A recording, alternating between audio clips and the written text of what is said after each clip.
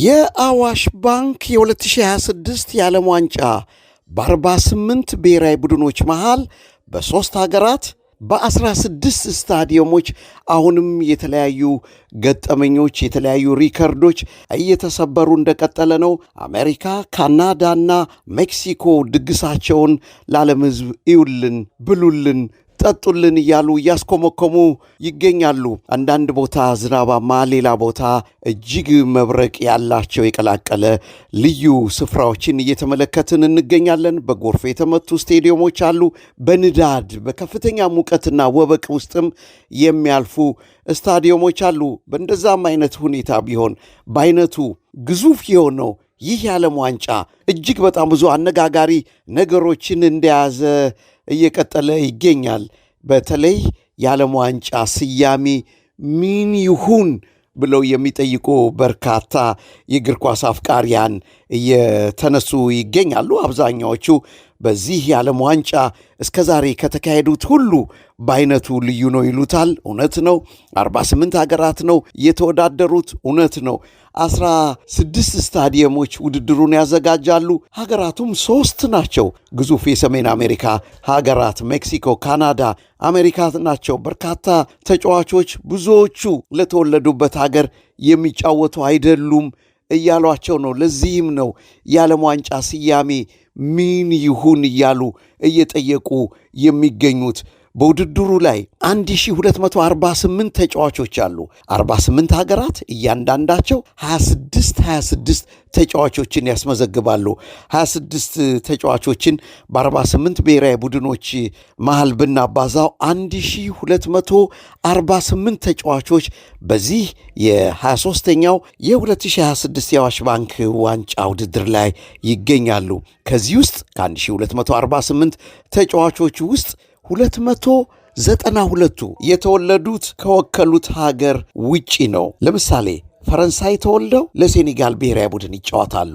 ሆላንድ ተወልደው ለኩራሳው ይጫወታሉ። በነገራችን ላይ 26 ተጫዋቾች ኩራሳው ስታስመዘግብ ከ26ቱ 25ቱ የተወለዱት ሆላንድ ውስጥ ነው።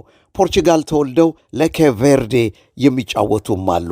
ታዲያ ከ1248 የዓለም ዋንጫ ተወዳዳሪ ተጫዋቾች 292 ተጫዋቾች የተወለዱት ከወከሉት ሀገር ውጪና በሌላ ሀገር መሆኑ ሲታይ ይህም በፐርሰንት ስንወስደው 23% በዘንድሮ የዓለም ዋንጫ ላይ የተሳተፉ ሀገራት ተጫዋቾች ለወከሉት ብሔራዊ ቡድን ሀገር ውስጥ ያልተወለዱ ከውጪ ተወልደው በዘር ሐረግ አጥንት ደም ቆጥረው የመጡ ናቸው ይሏቸዋል። በነገራችን ላይ ይሄ ቁጥር እያሻቀበ በእጅጉ እየመጣ ይገኛል።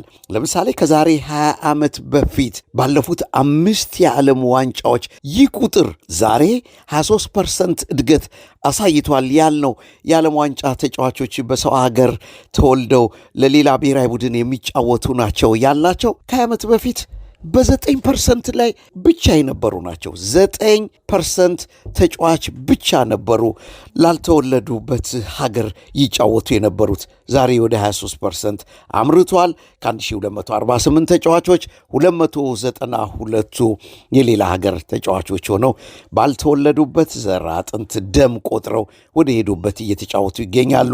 የሚገርመው በዚህ የዓለም ዋንጫ የመጀመሪያ ዙር ሲጠናቀቅ የመጀመሪያው ዙር አሁን ሁለተኛው ዙር ተጠናቆ ኮከብ ጎል አግቢዎች እንዲሁም ደግሞ በርካታ ጎሎች እየተቆጠሩበት ነው። የዓለም ዋንጫ 6 ጎሎች እያስተናገደ የሚገኘው ዓለም ዋንጫ ጎል በሽ ነው ይሉታል። ለማንኛውም በመጀመሪያው ዙር ብቻ ሁሉም ሀገሮች አንድ ጨዋታ እስኪጫወቱ ድረስ የነበረውን የመጀመሪያ ዙር ጨዋታ ስንመለከት 75 ጎሎች በአጠቃላይ በመጀመሪያው ዙር ተቆጥሯል። 75 ጎሎች ውስጥ 15% ጎሎች የተቆጠሩት ሀገር ውስጥ ባልተወለዱ እትብታቸው በሌላ ሀገር በተቀበሩ ተጫዋቾች ነው። አሁን ልክ እንደ ሌላው የዓለም ገጽታ ሁሉ በእግር ኳሱም ብሔራዊ ማንነት የዘመናዊ ውስብስብነት ነጸብራቅ አንዱ አካል እየሆነ ነው ይሉታል እግር ኳሱን የዓለም ዋንጫውን። ዓለም በከፊልና በተለያዩ ቦታዎች ድንበሯ በደበዘዘበት ሁኔታ ውስጥ ባሉ ውስብስብ ሁኔታዎች ውስጥ የዓለም ዋንጫ እየተካሄደ ነው ይሉታል። ደግሞ የሚገርመው ነገር በዚህ የዓለም ዋንጫ ከዚህ በፊት በማናየው ሁኔታ አንዳንድ አገራትም በዚህ ውስጥ እያለፉ ተጫዋቾቻቸውን እየመረጡ ይገኛሉ። ለምሳሌ አውስትራሊያ በታሪኳ ለመጀመሪያ ጊዜ በሀገሯ ውስጥ ያልተወለደ ተጫዋቿን ኤራን ኩንዳን አሰልፋ በዚሁ ተጫዋች አማካኝነት ግብ አስቆጥራለች። በታሪክ የመጀመሪያው ግብ ነው ለአውስትራሊያ ብሔራዊ ቡድን ከሀገር ውጭ በተወለደ ተጫዋች የተቆጠረ ግብ ሆኖ የተመዘገበው ኤራን ኩንዳ።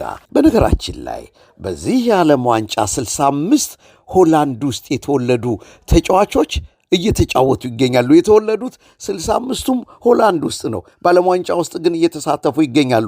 ከዚህ ውስጥ 24ቱ ለራሳቸው ሀገር ለደች ለሆላንድ ብሔራዊ ቡድን ብርቱካናማው ማሊያ ለብሰው የሚጫወቱ ተጫዋቾች ናቸው። ግን ደግሞ 41ዱ የሚጫወቱት ለሌላ ሀገር ብሔራዊ ቡድን የዓለም ዋንጫ ላይ እየተጫወቱ ይገኛሉ። 65 ተጫዋቾች 65 ሆላንዳውያን ለሀገራቸው ከሚጫወቱት በጥፍ ለውጭ ብሔራዊ ቡድን የሚጫወቱት ይበልጣሉ።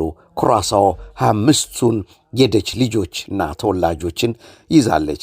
በጀርመንም እንዲሁ ነው። ለምሳሌ በጀርመን ብሔራዊ ቡድን መረብ ላይ ኩራሳው በታሪኳ የመጀመሪያ የዓለም ዋንጫ ግቧን ያስቆጠረላት ሌቫኖ የተወለደው ሆላንድ ውስጥ ነው። በፒኤስቪ ወጣት አካዳሚ ውስጥ ነው ይህ ተጫዋች ያለፈውና ያደገው። ተኮትኩቶም ለዚህ ደረጃ የበቃው ሆላንድ ፒኤስቪ አካዳሚ ውስጥ ነው። የሞሮኮ ብሔራዊ ቡድንና የቱኒዚያ ብሔራዊ ቡድኖች ከግማሽ በላይ ተጫዋቾቻቸው ከሀገር ውጭ በተወለዱ ተጫዋቾች ነው የተገነቡት። የኮንጎ ብሔራዊ ቡድንም እንደ ሞሮኮና ቱኒዚያ ሁሉ በውጭ ተወላጅ ተጫዋቾች የተጥለቀለቁ ናቸው ይሏቸዋል። በጣም የሚገርመው እነኚህ ሦስት ሀገራት ከግማሽ በላይ ካሰለፏቸው ከሀገር ውጭ የተወለዱ ተጫዋቾች አብዛኛው የተገኙት ከፈረንሳይ ነው። ፈረንሳይ የተወለዱ ተጫዋቾች ናቸው። በነገራችን ላይ በዚህ የዓለም ዋንጫ ፈረንሳይ እንደተወለዱ ተጫዋቾች የበረከቱና የበዙ የሉም። ብታምኑም ባታምኑም በ2026 የዓለም ዋንጫ 99 ተጫዋቾችን የምናየው ፈረንሳይ ውስጥ ተወልደው ነው። 99 ተጫዋች ፈረንሳይ ለ2026 ዓለም ዋንጫ አቅርባለች። ማንም ሀገር እንደ ፈረንሳይ ለዓለም ዋንጫ ተጫዋቾችን ጀባ ያለ ሀገር በጭራሽ አይገኝም። ከሀገር ፈረንሳይን ብንጠራም ከከተማ ደግሞ ፓሪስ ናት። በርካታ ተጫዋቾችን ያፈራች ከተማ። ከ99ኙ የፈረንሳይ ተወላጅ ተጫዋቾች 53ቱ የተወለዱት ፓሪስ ውስጥ ነው። ከነዚህ ውስጥ 23ቱ የሚጫወቱት ለራሳቸው ለፈረንሳይ ብሔራዊ ቡድን ሰማያዊ ማሊያውን አጥልቀው ነው። በአገር ደረጃ ካነሳን 50 ተጫዋቾች በዚህ ዓለም ዋንጫ ጀርመን ውስጥ የተወለዱ ናቸው። እንግሊዝም 48 ተጫዋቾችን ለዓለም ዋንጫ ያቀረበች ሀገር ናት። በአጠቃላይ ካየናቸው ፈረንሳይ ቁጥር 1 ደረጃን በ99 ተጫዋቾች ስትይዝ፣ ሆላንድም በ65 ተጫዋቾች በሁለተኛ ደረጃ ይዛ ትከተላለች። ጀርመን በ50፣ እንግሊዝ በ48 ሦስተኛና አራተኛ ደረጃ ላይ ይዘው እነሱ ሀገር ተወልደው ግን ለሌላ ሀገር እየተጫወቱ ይገኛሉ። እንግዲህ ዓለም ዋንጫ እንዲህ ሆኗል። በአገራቸው ውስጥ ያልተወለዱት ነገር ግን የቅድመ አያትን የዘር ሐረግ የቆጠሩት ተጫዋቾች ዓለም ዋንጫን አጥለቅልቀውታል። ለዚህ ነው ይህን ዓለም ዋንጫ ስያሜ ምንን በለው እያልን ያለ ነው። ሀገር ውስጥ የተወለዱት ሀገር በቀል ተጫዋቾች ከሀገር ውጪ በተወለዱና በውጪ ሊግ በሚጫወቱ ተጫዋቾች ዓለም ዋንጫን እያጥለቀለቁት ይገኛሉ። በስደት ሀገራቸውን በተለያዩ ምክንያት ጥለው በሰው ሀገር ኑሯቸውን ከሚገፉ ወላጆች የሚገኙ ስደተኛ ልጆች ናቸው። እነኚህ ምርጥ ተጫዋቾች ዛሬ ሆነው ዓለምን በግርምት የሚከታተሉት። የሚገርመው ነገር አባት ካሜሩናዊ ሊሆን ይችላል፣ እናት አልጄሪያዊት። በፍቅር ተገናኝተው ጋብቻቸውን የሚፈጽሙት ፓሪስ ውስጥ ሊሆን ይችላል፣ የሚወሉትም እዛው። ታዲያ ተጫዋቹ የተወለደበት ሀገር ፈረንሳይን ወይም የአባቱን ሀገር ካሜሩንን ወይም የእናቱን ሀገር አልጄሪያን መምረጥ የሚችልበት የሶስት ሀገር ዜግነትን በጠረጴዛው ኪስ ውስጥ አስቀምጦ የመምረጥና የመወሰን ዕድልን ይጨብጣል። አንዳንድ ተጫዋቾች ለሀገራቸው ብሔራዊ ቡድን ለመጫወት ይመርጡና ቦታው ሲያዝባቸው ሌላ ቀዳዳን ይመዛሉ። የዘር ሐረግ ይቆጥራሉ። ቅድመ አያቴ በስደት ከዚህ ሀገር የመጣ ነው፣ መጫወት የምፈልገው ለሱን ይላሉ። ለምሳሌ የቀድሞ የማንቸስተር ሲቲ ተጫዋች አማሪክ ላፖርት በወጣት ቡድን ደረጃ ለፈረንሳይ ብሔራዊ ቡድን ነው ሲጫወት የምናውቀው። በርካታ ጨዋታዎችንም ለፈረንሳይ ወጣት ቡድን አድርጎ መቆየቱን አንዘነጋውም።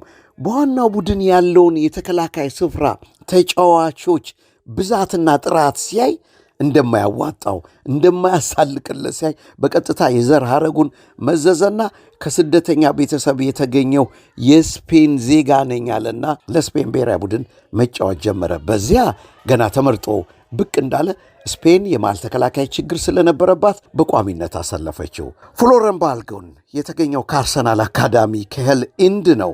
ለእንግሊዝ ከ21 ዓመት በታች ብሔራዊ ቡድን 13 ጊዜ ተሰልፎ የተጫወተ ነው ፍሎረን።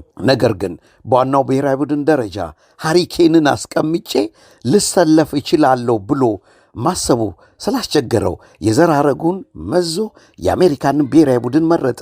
በነገራችን ላይ በዘንድሮ የዓለም ዋንጫ የአሜሪካ ብሔራዊ ቡድን የመጀመሪያ የመክፈቻ ጨዋታውን ከፓራጓይ ስታደርግ 4-1 ማሸነፏ አይዘነጋም። በዚህ ጨዋታ ሁለቱን ግብ ያስቆጠረው በእንግሊዟ የብሮክሊን መንደር የተወለደው የአርሰናሉ አካዳሚ ወጣት ተጫዋች ባልጎን ነው። እግር ኳስ እንዲህ ባለ ደረጃ ያውም የዓለም ሕዝብ በሚከታተለው ውድድር ላይ ልብ የሚነኩ የስደተኞችና ጥገኝነት ጠያቂዎች ታሪክ አሁን እየተነሳ ለመዋየት መድረክ ላይ የቀረበ ቢጫና ቀይ ካርድ እያስመዘዘ ይገኛል። ከመቼውም ጊዜ በላይ የዓለም ዋንጫ እንዲህ ባለ የጥገኝነትና የስደተኝነት ታሪክን ከፊታቸው ቀድሞ የሚመጣ እንዲህ በብዛትና በገፍ ሳያሳየን ቆይቶ እነሆ አሁን ወደ መወያ ርዕስነት ብቅ እያለ ይገኛል። 2026 ስደተኞችና ጥገኝነት ጠያቂዎች የበዙበት መድረኩ ላይ በብዛት ከአናት የቆሙበት የ2026 የዓለም ዋንጫ ነው። የዓለም ዋንጫን ያስጀመረው ጁልየስ ሬሜት ፊፋ አገሮችን በስፖርት አንድ በማድረግና በማስታረቅ ሐሳብ ነበር ወደዚህ አይነት ውድድር የገባው። ግን አሁን የሚታየው በስፖርት በእግር ኳሱ አገሮችን አንድ ማድረግ ብርቅ እየሆነ ያለበት ደረጃ ላይ መደረሱን ነው። እንግዲህ የዘንድሮን የዓለም ዋንጫ ምን ስያሜ ንስጠው? የስደተኞች የዓለም ዋንጫ? የለም የጥገኝነት ጥያቄዎችን በለው። እንቀጥላለን። ለዛሬ ቺርስ እንላለን። ቺርስ! አዋሽ ባንክ ለዓለም ዋንጫ ክብር ቺርስ ብሏቸዋል። እኔም ቺርስ ልበላችሁ።